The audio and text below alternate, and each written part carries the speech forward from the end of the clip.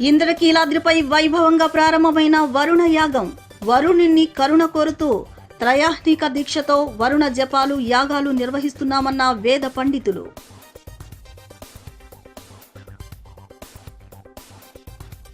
విజయవాడ విమానాశ్రయం నుంచి వారణాసికి నేరుగా నూతన ఇండిగో సర్వీసులు వర్చువల్ గా ప్రారంభించిన కేంద్ర మంత్రి రామ్మోహన్ నాయుడు. ప్రయాణికులకు టికెట్ అందజేసిన ఎంపీ కేశినేని శివనాథ్.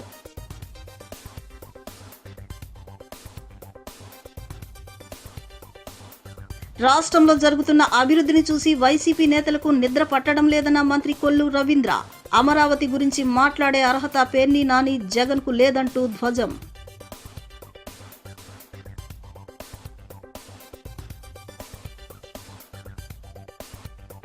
కృష్ణా జిల్లా ఎస్పీ విద్యాసాగర్ నాయుడు అధ్యక్షతన అర్ధ సంవత్సర నేర సమీక్ష.